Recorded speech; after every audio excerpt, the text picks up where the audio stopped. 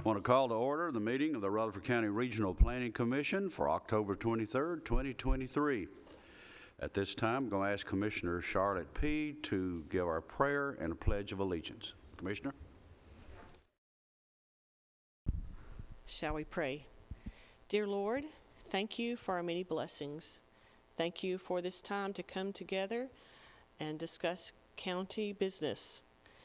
Please, we pray for rain to quench the thirst of the land. We pray for those in authority that they may turn to you for guidance. We pray for those that put themselves in harm's way for our freedoms and our protection. Guide us, Lord, through this meeting. Thank you for this day. In Christ's name we pray. Amen. I pledge of allegiance to the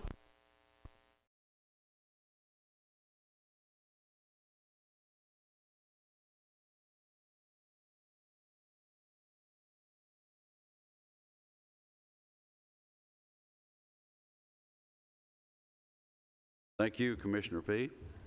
At this time, we'll have the roll call and determination of quorum. Jim Averwater. Jeff Phillips. Mike Cush. Present. Lee Bogle. Charlotte P. Trey Gooch. David Jones. Chip Pinion. Marvin Whitworth. Here. Jim Thompson. Pettis Reed. Here. We have a quorum. We do have a quorum.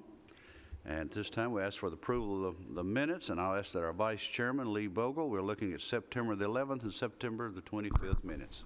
Thank you, Mr. Chairman. I have reviewed the minutes of the September 11th and 25th meeting and find those to be in good order. Therefore, I make a motion to approve both. Have a motion to approve. Do we have a second? Second. Have a second. Commissioner Whitworth, all in favor say aye. Aye. Those opposed, the minutes have been approved.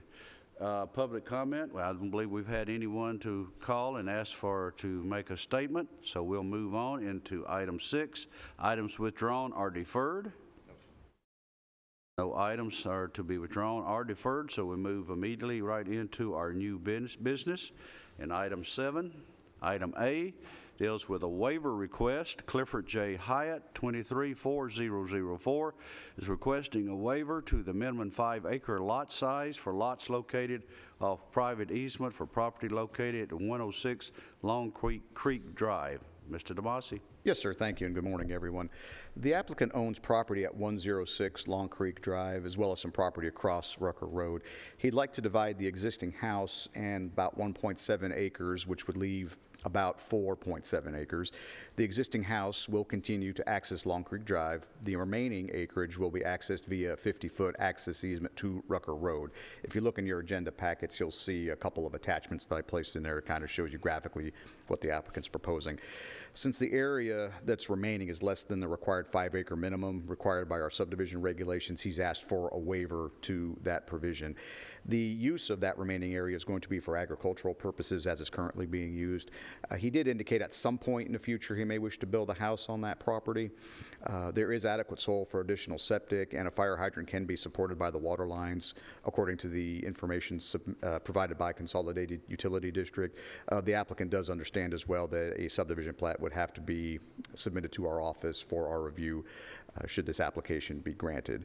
I believe the applicant is present, so I'll be happy to answer any questions that you have at this time. Commissioners, any questions, comments?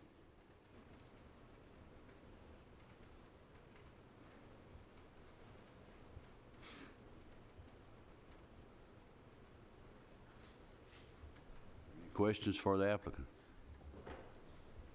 I have a question for staff. Doug, would you refresh our memory on the current ordinance about 5-acre minimums and the thought behind that one? I guess that was passed some years ago. It was. It's actually, that's been in effect since even before I worked with the county. But the requirement is if it's going to be accessed by, if a piece of property is going to be accessed by a private easement, at least needs to be at least 55 acres in size. I think the reasoning behind that was we didn't want to see larger subdivisions just being accessed primarily by an access easement. That gets into kind of the discussion we've been having on easements and roads and different things like that. So the idea was we were okay with these larger tracts that don't necessarily impact the development patterns as much as a smaller lot would. Being that this one is pretty close to the 5 acres, I mean, from our standpoint, I don't really have any major issues with it, but I think that was the thought process behind when it was originally approved.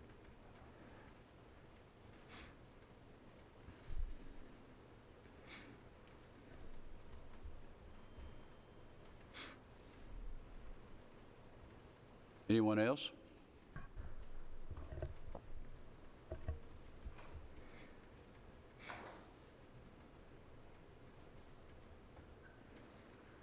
Would you like to hear from the applicant? Or we'd like to ask for the applicant to come forward at this time. Well, Here? I apologize, I thought he was here, excuse me.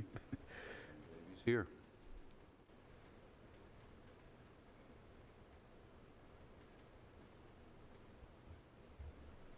Commissioners, it's up to you. I need a comment or... Mr. Chairman, Doug, does this, we've done this a number of times.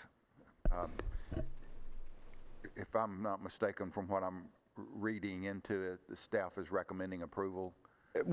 I didn't come right out and say it, but I don't have any issues with this request. What he's asking for is reasonable. I don't think this is going to be a situation where he's going to be trying to do a subdivision after the fact, just using a private easement.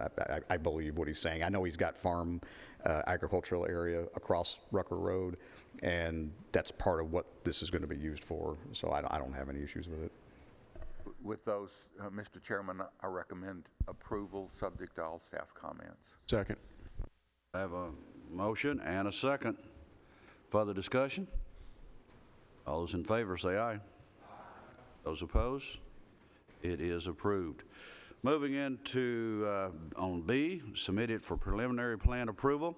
The retreat at Sulphur Springs Road, 231002, 19 lots, 16 are residential on 60.1 acres, zoned RM, located along Sulphur Springs Road, Middle Tennessee Properties. Mr. DeMasi. Yes, sir, thank you. This application and subdivision will look familiar to the Planning Commission. This was considered by you at your July 24th, 2023 meeting just a couple months ago. If you recall, there were concerns raised during the meeting on the lot sizes, building in potentially flood-prone areas, and the waiver to the maximum length of a cul-de-sac street. After much discussion, the application ended up being denied by the commission. We met with the applicant's design team soon after that meeting. The concerns were discussed that were brought up at that meeting, and the applicant has made some changes to the plan that is before you today. So this is the same property that we've been talking about. The number of residential lots on the property has been reduced. It was 18. They've taken it down to 16. All the tracts in this subdivision now are at least 2 acres in size. You'll recall during the first meeting there were a handful, 2 or 3 it seems, that were a little bit under 2 acres, and primarily toward the end of the cul-de-sac. So those lots, with the loss of those couple lots, all these other ones, like I said, are at least 2 acres in size. They have added a stub street to the north, Dean Drive, which eliminated the need for a waiver to the maximum cul-de-sac length. Mike's kind of showing where that is on the screen there. And as you can see on the map that's on the screen there, the plat, and also on your iPads, you can see that there's a large amount of shaded area on that. That is basically the areas that will be excluded from the buildable area. So buildable area has been better defined on this plan and eliminating the need for water channel crossings on most of the lots. I think a couple lots there toward the end of the subdivision still, 15 and 16 still have the possibility of one, primarily 15. There's not a whole lot of area on the front side of there, but and 14 possibly as well. So basically those 3 lots there, but you can see that there's quite a bit of area that's been restricted for any kind of development. There is a 3-lane road improvement, as we discussed, identified on the counties and cities' long-range transportation plans through this property. Mike's kind of highlighting that right-of-way area that's been dedicated. That's the same from the last iteration of this plan as well. I know that the applicant is present and that the design engineer, and I believe their geotech engineer is also present as well. I'm going to turn it over to our engineer, Mr. Hughes, just to discuss some of the stormwater issues and things that they've addressed since the last time we've seen this. So. Thank you, Doug. Well, if you recall, there was a couple things that I had concerns about. One was that the property is part of a large sinkhole complex, and then there are also streams on the property. And they've delineated the streams and the wetlands and identified where the sinkholes will be. And as Doug mentioned, they've limited where they can build houses, and they've set minimum pads and minimum floors to make sure the houses are up high and dry enough. And I've asked the design team to bring a geotech engineer along, and they have done that. And I believe if he is able to, he could address a lot of these questions you might have about the subterranean aspects of this property. As a civil engineer, I've been doing this for 30 plus years, but technically I leave the subterranean world, the underground world, to the experts, the geotechs, the geologists. So that's why I asked them to come to see if y'all had any questions that you might have for them. But essentially, they've addressed everything that we've asked them to do. We believe that the houses will be up high and dry enough. It's just that we need to let y'all discuss it with them to get some more comfort, I guess.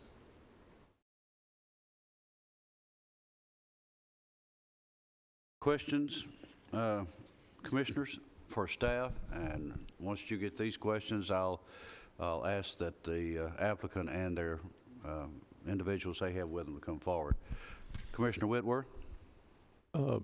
Mike, if I understand this, the shaded area here, nothing can be built there, not even Yes. not even a shed. Well, I believe, I don't know. We essentially didn't want any houses built in this area. That the design team might shed some light on that. But essentially, we wanted the houses up along the rim, the higher ground of this property, along the road.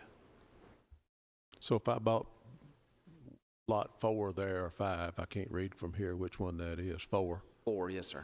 I could go back in there behind all that toward the back and put me up a little barn and a couple of horses and get their feet wet. For agricultural purposes, I don't think we'd have much of an issue with that. I mean, quite frankly, those don't have to meet the same, especially when it comes to floodplain issues and things, even if it's a localized flood area. The standards for those are different than they are for houses, especially if it's going to be just flat earth. So I don't know if I necessarily have an issue with that.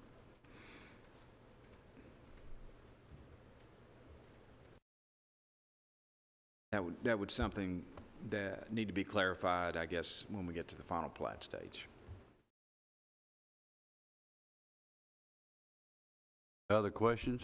Commissioner Cush? Thank you, Chair. Mike, on lots 15, 16, and maybe part of 14, so on that water quality buffer, how do you access?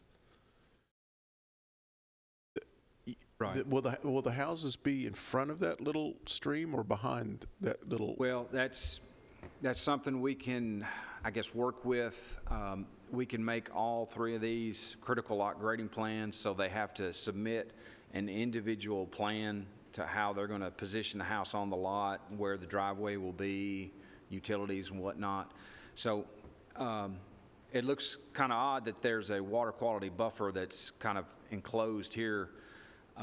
When they did a hydrologic determination, wetlands determination, stream determination, it was determined that this part was a stream, but this little other section that runs into this main channel was not a stream. So that's the reason there's no buffer there. Water will drain this way, but for some reason it didn't have the characteristics of a full-fledged stream.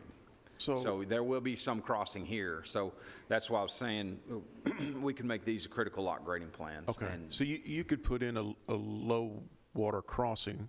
You could, or you could do a bridge or a culvert, or Yeah, so it is, you can cross streams. so Yes, it is, sir. it's deep enough to put a culvert or a bridge in Yes, there? Okay, gotcha.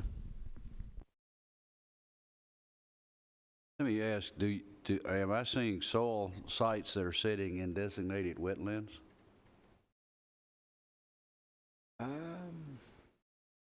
This isn't on sewer, is it? No, sir, these will all be conventional septic systems. But are the soil These are in sites? the areas that are what Doug was talking about, no build.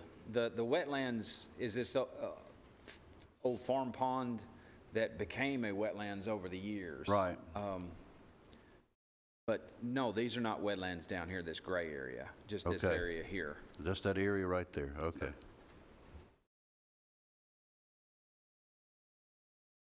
Other questions? If not, we'll ask that the applicant come forward, and I believe you have a geotech with you.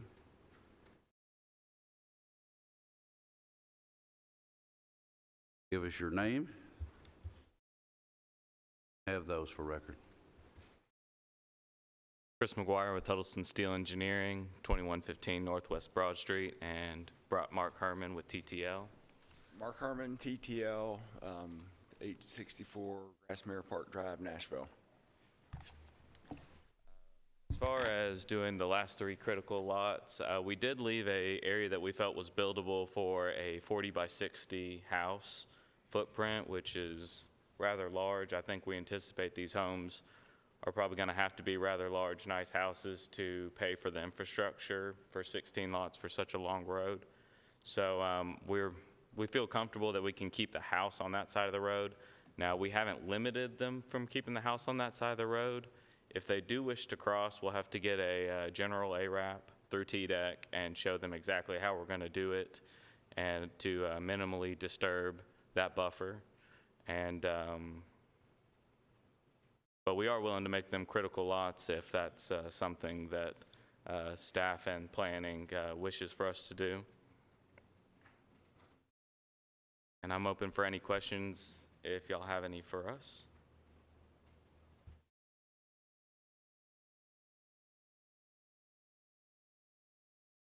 Commissioners, any questions for these individuals?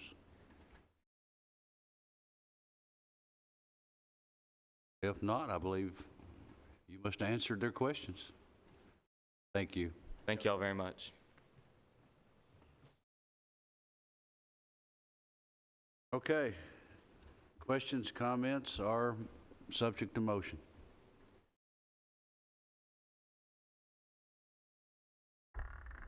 Mike, Doug, we've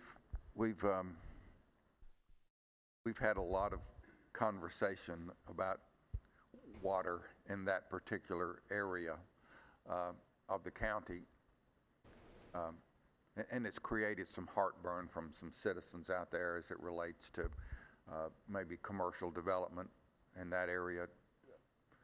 What, after the denial and the redesign of this, does the staff still have heartburn on this, or is it something that it meets our standards and looks like all of the water can be maintained within that development itself? Are we that comfortable with it? Well, before I turn it over to Mike, I'll at least address it from a planning and zoning standpoint. Compared to some of the iterations we've seen of this property, when we first started looking at this, and I think we discussed this a little bit at our last meeting, they had there was a lot more tracks that they were looking at that point, and they were all being accessed by a series of different access easements. They were all going to be private drives, maybe accessing one drive at some point, but compared to those iterations, this is a much more preferable design. The fact of the matter is they're building a public road, which solves a lot of the issues that they were going to need for waivers and different things. That's going to require them to put in the hydrants and everything, so that's taken care of. And the fact that the lots are as large as they are, I mean, like I said, these are now all over 2-acre lots. I mean, the minimum in this zone is 15,000 square feet. So these far exceed that. I think this is based on our discussions we've had a lot on private easements and things. I think this is kind of, in a sense, the direction that the Planning Commission would like to go, is having this is not a private street, but it's a public road. Again, that solved a lot of those issues. Now, as far as the water and everything, I'll let Mike take care of that part of it. Right. Well, you can see the property, hopefully you can see it. This large tract here and this smaller tract here. Well, that was part of a dye tracing that was done by probably Dr. Ogden and some of his other peers, where a lot of water from Hooper Bottoms, this is Thompson Road here. The red is where they put dye in, and the blue is where they've detected the dye coming out at other locations. So it was tracked all the way out to the West Fork of the Stones River. So this is an active conduit of underground flow, and that's something that why I asked Mark to be here, the geotech engineer, to talk to y'all about is there any issues with this underground flow, placing houses around it. We do this all the time in Rutherford County.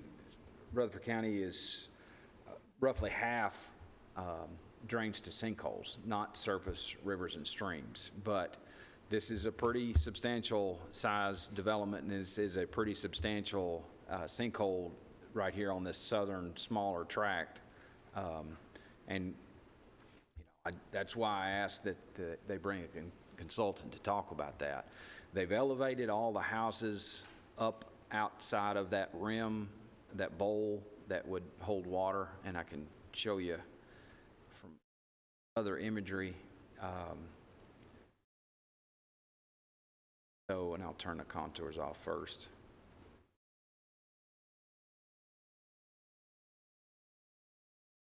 This was imagery from May 2010, 2 days after it stopped raining for when we had our big flood.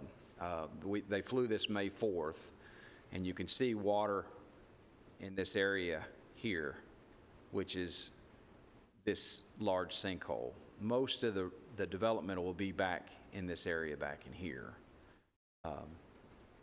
But just like I said, I deal mainly with the surface drainage, surface water. That's why I asked for a geotech engineer to be brought in to talk about the subterranean.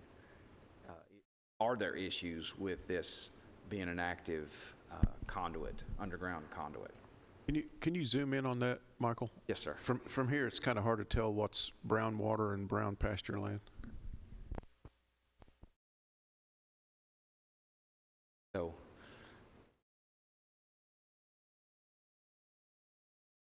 kind of odd that there's two different colors of water.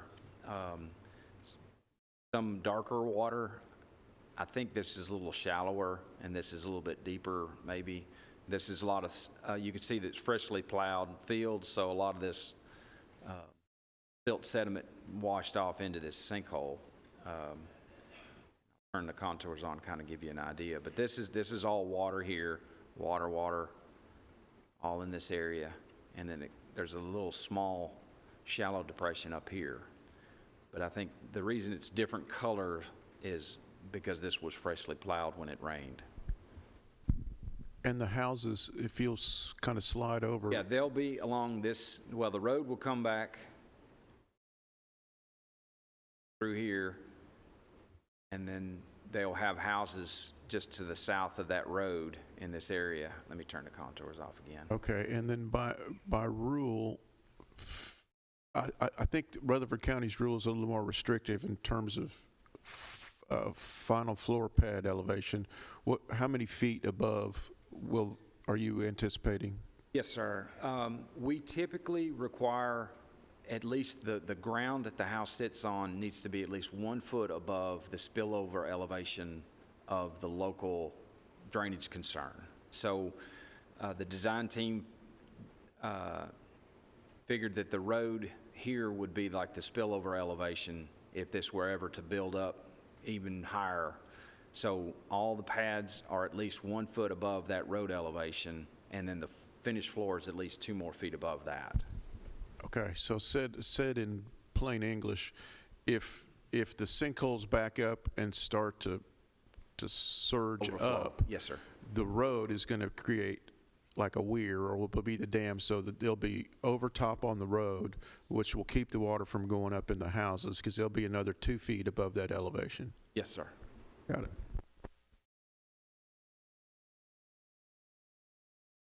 Mike, we neglected to ask the geotech what exactly he found. Did you have that communication with him? Because we Well, didn't ask him.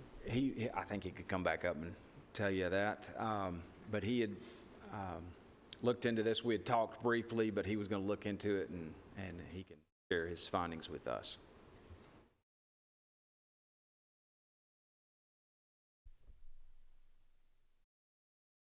So basically what we found is that whole area, there are several sinkholes in the area. They trend in a southeast to northwest direction, which is pretty common for the Murfreesboro area. When we went down to take a look at the big sinkhole, there's actually 2 sinkholes side by side, and they have some relatively deep throats that were full of trash and debris that we couldn't get down into to see what they really were. But to me, the most startling thing, or not startling, but the good thing is that the dye trace studies do show that there's a direct conduit from those sinkholes to the river. With that being said, we know that groundwater has a preferential movement path, and so the likelihood of new sinkholes developing is relatively small, just because the water is already going through its preferential path. And as long as the development doesn't encroach upon those sinkholes, the drainage should remain very consistent with its current conditions. Questions? I'll ask a question. If I'm seeing this right, the big sinkhole is not technically on the property that we're talking about, but right beside it? I believe it's actually on the property. It I is think on the it's on this smaller parcel. Yes, sir. Okay. The throat's here. Okay. Mark, question. You brought up debris in the deep throat. Do you leave stuff like that alone, or do you remediate the debris in hopes to open up the throat a little bit, or is that just something that's going to continue? It'll just continue happening as the water level rises and falls. More debris will eventually get in there if you do clean it.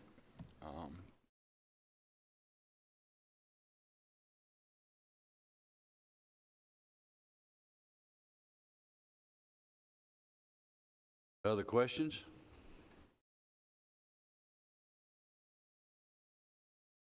Thank you, sir.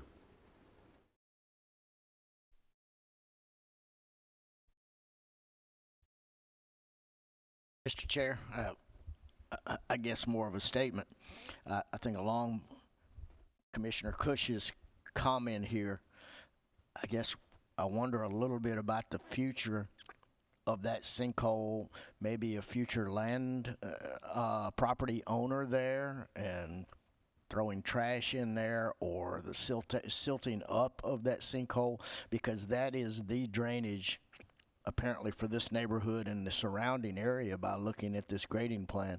And I think it's probably critical that remain open. Is there any way to protect that area, to keep that from being filled in or capped? Or Mike, is it okay to cap it? You can, but we need the direct supervision of a geotech or geologist. What we don't want it to impact the new houses or any of the surrounding property. So you can close those in, but we try to keep them if we at all possible, because it's a natural conduit for drainage. Like I said, half the county essentially drains to these sinkholes, not to surface rivers or creeks or streams. So yes, but So do we need to make a notation on the plat that indicates that no grading or modifications or filling or anything else be done without geotech intervention and supervision? yes, I mean, we can do a sinkhole reservation around the sinkhole to essentially say you can't do anything with it. I mean, Reason I say is that stream mysteriously comes to an end about where that sinkhole is, which leads me to believe that's the end of the line. And if you were to cap it, then you were going to upset everything Right. uphill from there. Yes, sir. Everything would back up to it. So, right, if it were capped, you would have water standing here and it potentially build up in this area until it built up and spilt over of the road. So, yeah, we would most likely keep this one open because it has such a large drainage area that drains to it. Then, assuming that this were to pass today, can we have one of the staff notes and comments that be added to the final plat, some sort of sinkhole Conservation. preservation note? Yes, sir.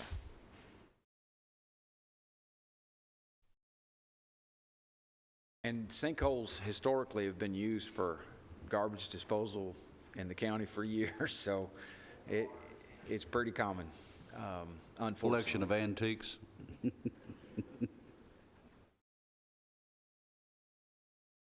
Okay, commissioners. Mike, the question that all of the neighbors in that area kept bringing up was the development, especially right off of 840, would potentially harm them as it related to water concerns. Those same questions could be asked here. So just to put my mind at ease, nothing that we would do on this piece of property as it's planned to be developed would harm any surrounding neighborhoods at all. Everything would be contained or even somewhat improved. Yes, sir.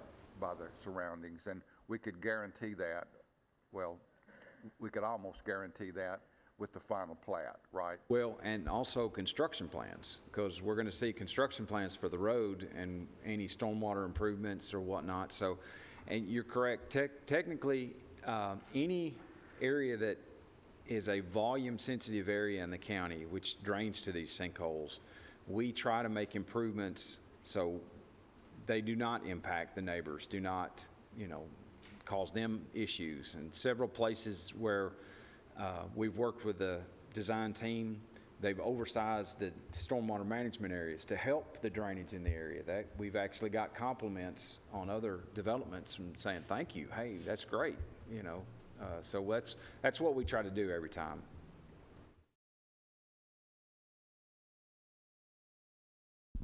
Mr. Chair,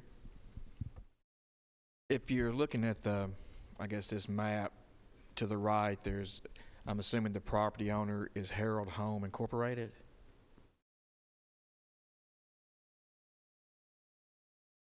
To the east or the west, I'm sorry? East.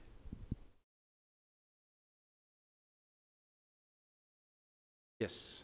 Is there any development there, or is that property raw land that will be developed? I think that is the old Staghorn, or is not Staghorn. Hold on a second. Sorry. Let me turn off this aerial imagery. It takes a minute.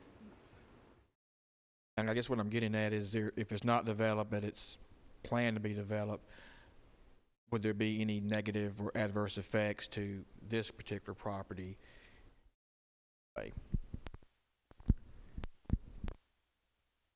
Sterling Ridge is what I was thinking. So Sterling Ridge is this older subdivision down to the south. I think they bought some property in this area, but I think it kind of, haven't seen anything in years since I've been here. There is some soil, but we've, not seen any plans or discussed with anybody. That is the old Sterling Ridge subdivision. How old is that subdivision, do you know? 13 is one plat, 2013. Okay. That's 2015. Just 01. So yeah, it's Some of these plats are pretty old.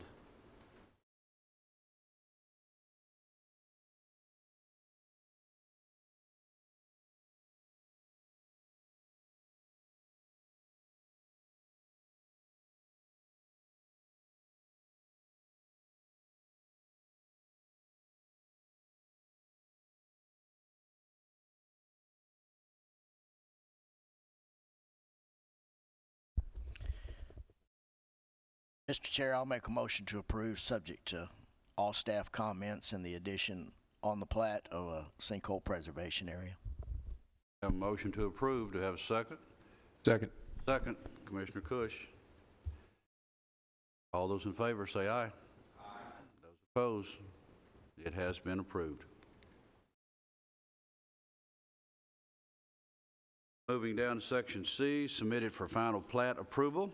Number 1 is Berg One Lot Subdivision, 232071, one lot on 2.8 acres, zoned RL, located along Highway 269, Bell Buckle Road. Berg Family Trust is the applicant. Includes request for a fire hydrant waiver. Mr. Damasi. Yes, sir, thank you.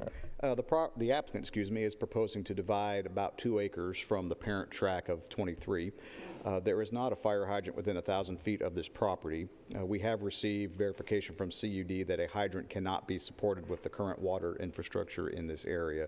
So the applicant is asking for a waiver to that requirement. That is the only outstanding issue on this plat. If it hadn't been for the waiver, we could have handled this administratively. But the plat in and of itself is in good order, so we'd recommend approval subject to that waiver request. And we'll be happy to answer any questions. Commissioners? Move to approve with staff comments. Motion to approve and a second. All those in favor say aye. Aye. Those opposed, it has been approved. 2, Henry Swader Subdivision, 2 lots on 4.6 acres, zoned RM, located along Holly Grove Road. Henry Swader, applicant, includes request for a fire hydrant waiver. Mr. Massey. Yes, sir, thank you. Similar to the last application, however, this one's a little more complicated. This property has been the subject of some previous subdivision plats. It's all family-owned. The applicant would like to split the property. There's 2 residential structures on it currently. You've got on lots 1 and, well, it's currently 1 lot, but you can see there's a home on lot 1 and a home on lot 2. The applicant is looking to divide each property so that the house that's there can sit on its own lot. Since a new lot is being created, it does have to be within 1,000 feet of a hydrant. However, when we looked at this plat, and not in the not so distant past, CUD had provided information that a hydrant cannot be supported with the current water infrastructure in this area. So they are asking a similar request to the last application that we just considered. Again, as far as the condition of the plat, this is really the only outstanding item. The rest of the conditions have been met. Again, if this had been administrative, or I'm sorry, if the hydrant could have been supported, it could have been administrative. So with that, be happy to answer your questions. Commissioners? Questions, comments? So the unusual shape of this lot, it looks like Janice Ralston, and there are other owners that caused the shape of this lot? Yeah, like I said, it's all family-owned, so, you know, I don't know the exact relation of all the different owners, but the reason it looks like that is because they were splitting it off for the various family members. Yeah.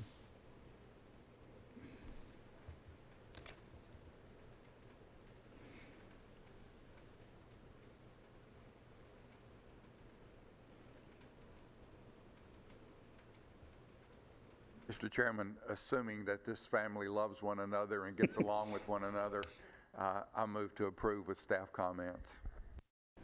Motion has been made to approve with assumptions.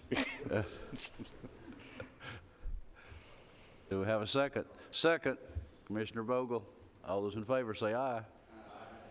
It has been approved.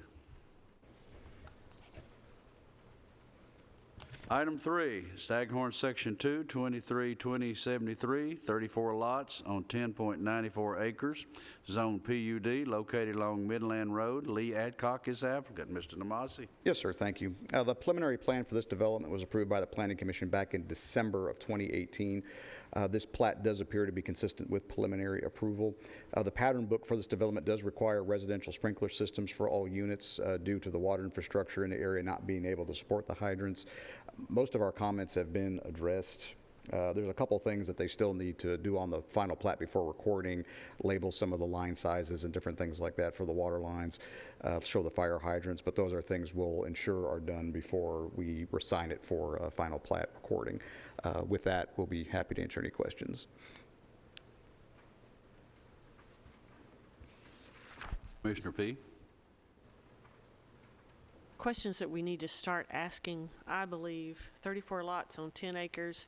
This is pretty dense. What school is this zoned for, and what do the roads look like? Well, yeah, this, of course, this was, like I said, the zoning for this has been approved for several years, but its location, I don't have the maps right here in front of me. I would guess the Rockville School campus, but I can't say that for certain. I'm just kind of going off what I remember of that area. But, I mean, your point is valid, and I think that is something that we do look at, and we also contact or coordinate with our Rutherford County school system when we see developments like this. But like I said, the zoning for this has been in place for some time. So. Since about 2014, 2015. Something like that, yes, sir. How long it's been there. It waited for a long time waiting for water, I think is what it was waiting for. In Midland Road, the highway department has just resurfaced it and made some shoulder improvements, as well as the developer along the his frontage here. So road's in pretty decent shape. They just paved it.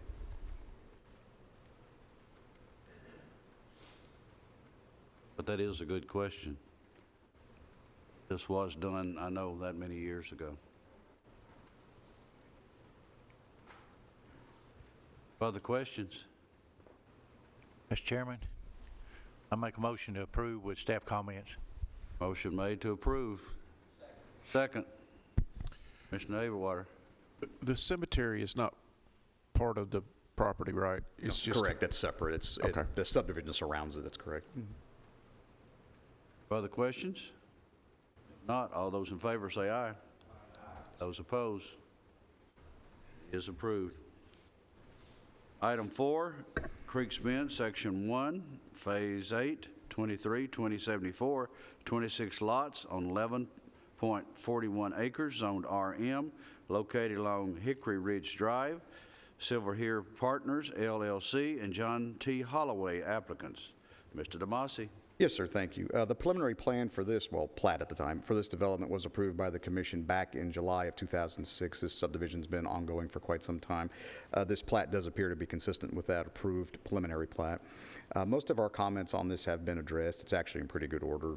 We would recommend approval, subject to any remaining staff comments. Questions, comments? Motion? Mr. Chair, I'll make a motion to approve, subject to staff comments. Motion approved. Commissioner Overwater. Have a second. Commissioner Jones. All those in favor say aye. Aye. Those opposed? It is approved. Moving into item D, submitted for site plan approval. Number 1 is Fox Camp Retreat Townhomes, 233024, construction of 24 single-family attached residential units on 4.16 acres, zone PUD, located along Bradeville Pike. Swanson Development, LP, applicant. Mr. Damasi. Yes, sir, thank you. The Fox Camp Retreat Plan Development was approved by the Board of Commissioners back in August of 2021. The preliminary plan for the single-family detached element was approved by the Planning Commission back in October of 2021. The site plan you have before you is for the townhome element only. Units are going to be just a shade over 1,000 square feet in size. Excuse me, Radnor Place, which is a little, you see right there on the screen, is a private drive that runs between the two public streets. in Fox Camp. Those townhome units will have direct access to that. They are not going to have direct access on to Bradyville Pike. You'll see there's also visitor areas identified on either side of Radnor Place, as well as driveway and garages and everything for parking. Most of our comments have been addressed. This site plan is actually in pretty good order. We'd recommend any approval subject to any remaining staff comments, and I'll turn it over to Mike if he's got any discussion on the drainage he'd like to make. No, it was all designed together with the single-family component of it, so it's all one cohesive design. Mike, is this on, or Doug, is this on sewer or is this on septic? It's on the step system that's for the overall development. And they will have, I guess, a large step tank that each building will share, each unit. And it's likewise with the water.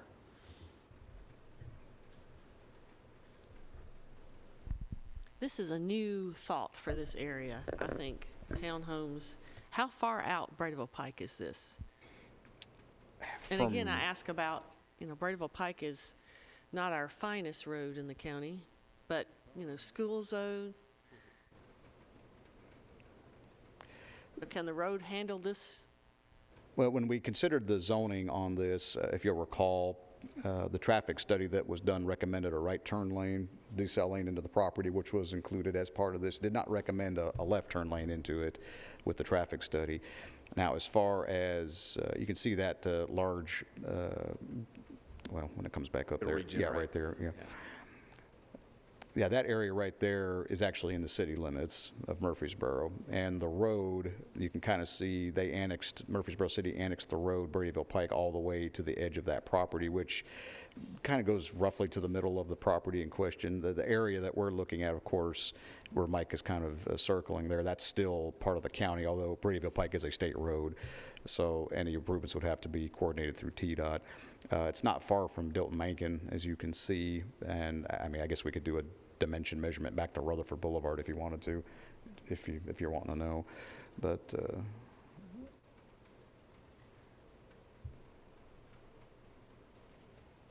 About 1,400 feet to Dilton-Mankin from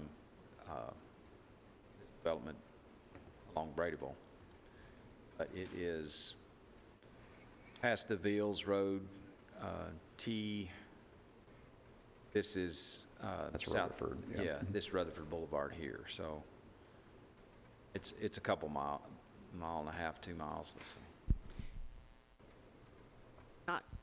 It's just odd to have townhomes in the county. Right. We have, this isn't the first one we've ever seen. Now, we have yet to see any of the ones that we've looked at or approved go vertical at this point. So this may be the first, but we've looked at a couple other ones. Namely, there's a couple off of Lebanon Pike, right by Central Valley Road. There's one out Franklin Road, right adjacent to the Del Webb community, which we actually saw a site plan for that, but it never went vertical. Now we have this, so this is about the fourth or fifth, I would say, that we've seen. But you're right, we don't see these terribly often. It's approximately 2 miles to Rutherford Boulevard to this development.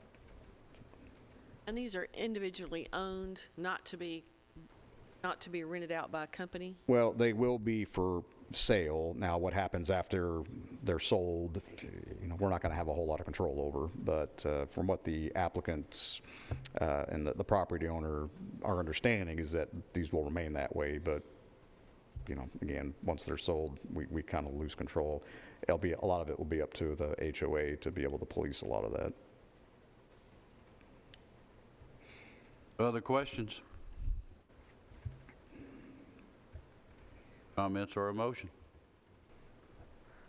Mr. Chair, I'll make a motion to approve, subject to those staff comments. Motion to approve, staff comments. Second, Commissioner Whitworth. All in favor say aye. Those opposed? With one opposition.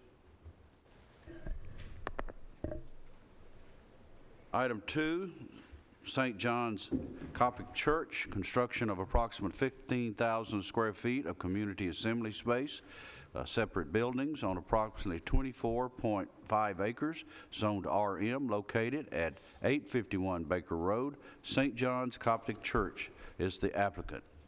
Mr. DeMasi. Yes, sir. Thank you.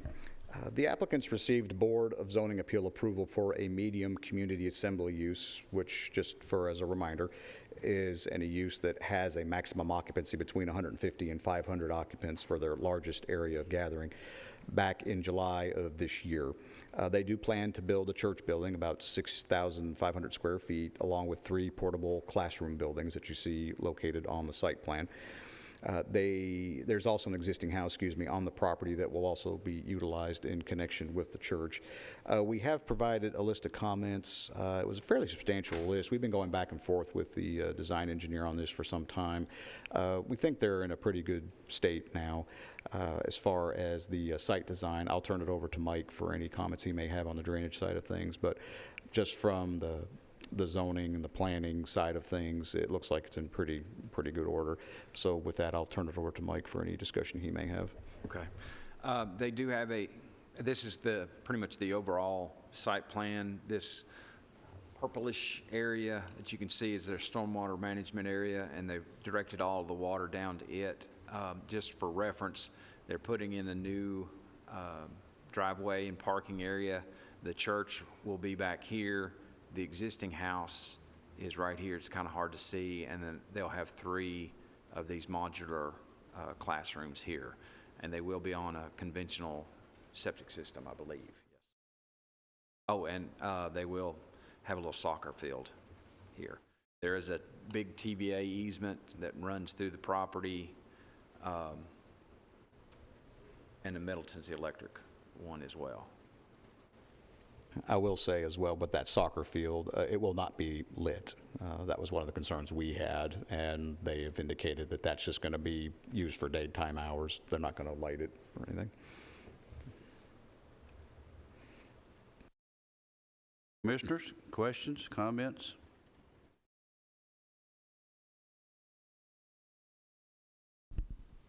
Mr. Chairman, I'm not an authority at looking at these things, but it looks like we have a lot of stubbed out streets. Are they planning on going anywhere at some point? And is there only one ingress, egress into this property? There is one. I think these are, I think this one was a fire access, lane, and they would back out. So if they had to come up here, then they could come back and then turn around, go around or something like that. These aren't planned to be connections or anything like that. These are, got your trash area and a way to do a 3-point turn back here. This is the truck turning templates with the fire truck, and then a garbage truck, making sure it can turn around adequately. I can zoom into these, kind of let you see.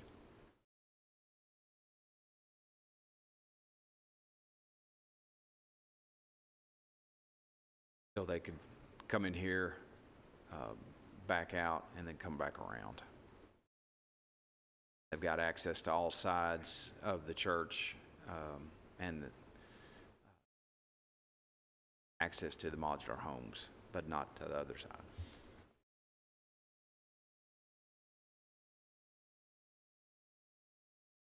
We got any calls or feedback from neighbors from the community at all? Any? Not since the site plan. Of course, we don't advertise like we do for zonings on these. I don't recall there was just a whole lot of discussion at the Board of Zoning Appeals. I wasn't at that meeting, but I don't recall remembering that there were a lot of phone calls on it. I think we got some calls just for informational purposes, but I don't recall there just being a large outcry about it. Just for reference, this is the existing home. The church will be, I think, in this area here. Modular classrooms up here, soccer field, pond in here. It is on the inside of a curve, and that was one of the things that we talked about. We asked them to remove all the vegetation along here to help with the site triangle. Unfortunately, this is the only way they can get in and out, so that's where they've got their entrances right there. There's the, TVA line kind of comes through here.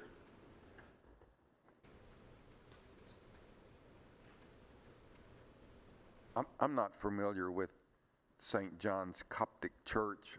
Is this an expansion? Are they moving from someplace, or is it new, or I would let are them they speak. a branch of something? Would you like the applicants to come forward? They're here.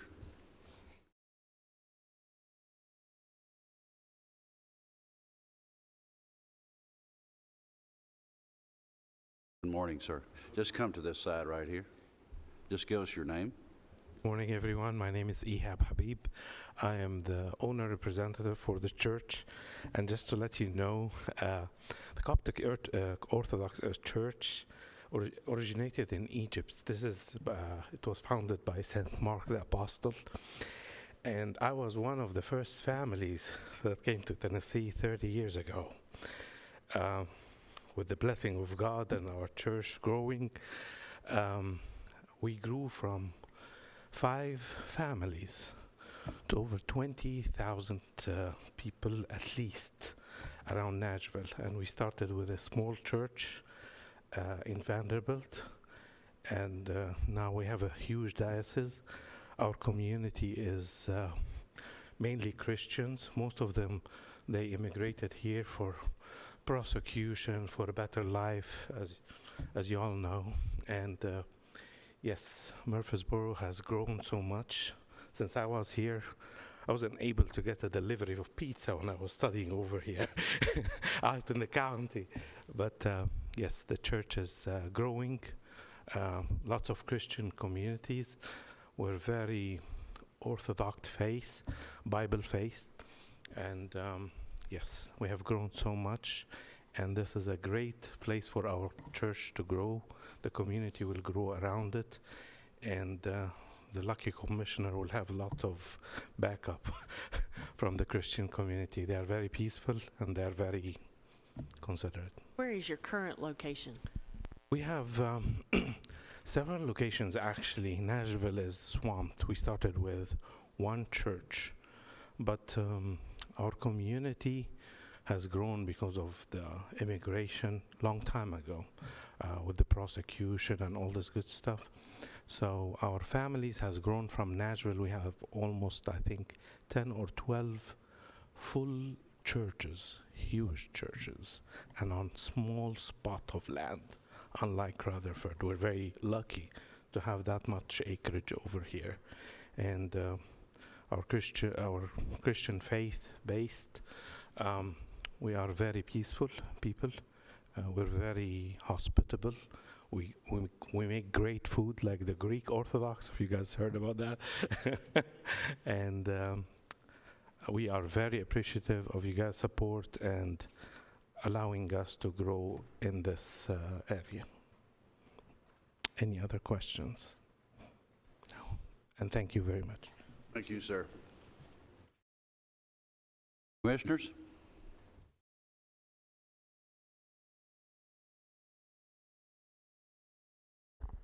Doug, just one more. That piece of property that's there, if that church continues to grow and outgrows the building 500, will that property be large enough for them to expand? Well, of course, it'll be dependent on the septic and everything on the site. Now, if they do get to the point, as far as the actual land area, I think they could accommodate a larger building or maybe an additional structure or something. However, they would have to, at that point, if they exceed 500, they would have to go to the zoning process and zone the property institutional, because that would be a large community assembly at that point, so they'd kind of jump categories. So that would be the first thing we'd tell them. And thank you for that. With that, I'll recommend approval subject to all staff comments. Have a motion made to approve, second by Commissioner Gooch. All those in favor say aye. Aye. Moving into item 8, staff reports and other business.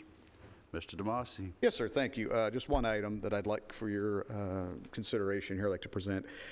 Of course, you'll recall, not too long ago, we made some changes to our bylaws for the public comment period. This was something that the Tennessee State Legislature passed during their last session, requiring these public comment periods for all county board and commission meetings. Again, back in August, we did add language to our bylaws, making provisions for this particular public comment period. The Board of Zoning Appeals, their rules of procedure are included directly within the zoning ordinance. So what we've presented here is an amendment to that section to add a new subsection, if you will, item 14 to section 1405H of our zoning ordinance that includes similar language to what was approved for the Planning Commission's bylaws. I did put a copy in there for your review.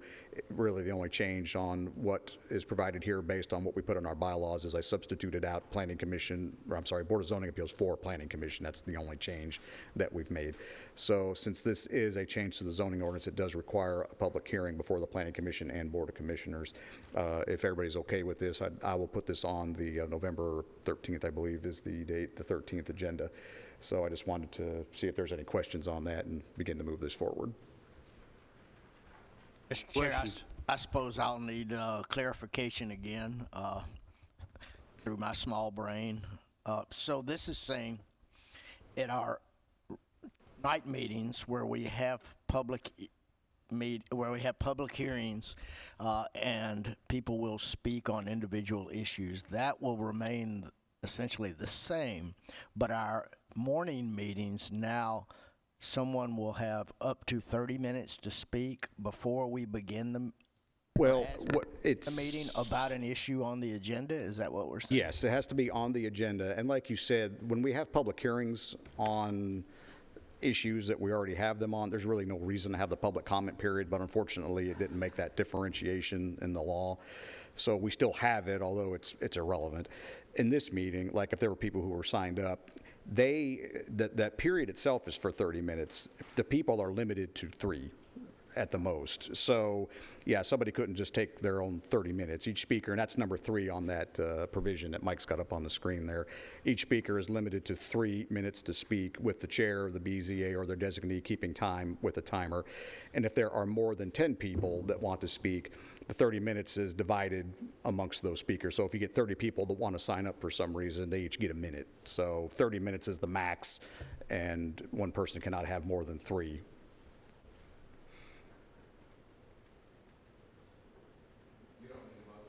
No, just so you know, it's going to be on the next agenda. Be on the next agenda. And if I may, Mr. Chairman, yes. One other thing I don't have on here, I believe Chairman Phillips had a comment or so that he wanted to make here. Chairman Phillips. Thank you. Tomorrow is a historic day in Rutherford County as our chairman, not only of the Planning Commission, but of our Public Safety Committee and our vice chairman of our steering committee, tomorrow will probably be recognized as a national, state, and local holiday for our chairman because it's his birthday. So happy birthday.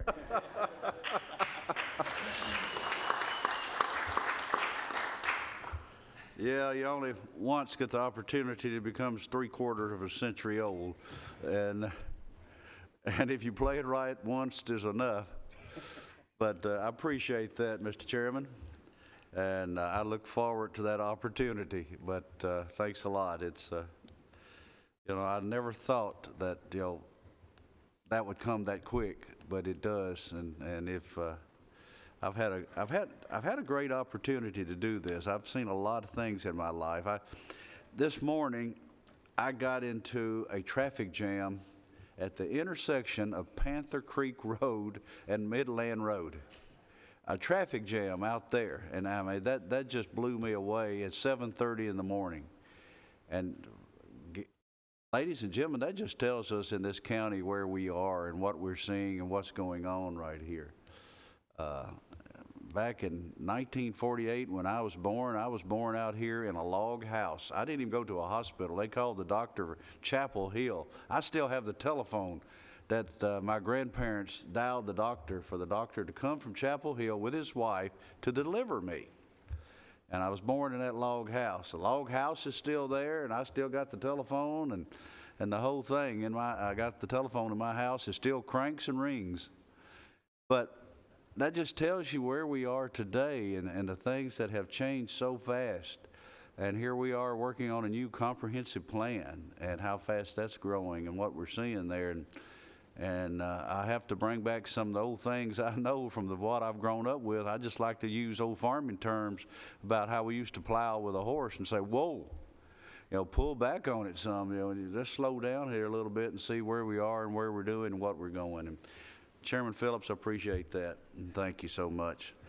Anything else needs to come before this group? Just remember that our planning next meeting is November the 13th, as has been mentioned here. And if there's nothing else to come before us, we are adjourned.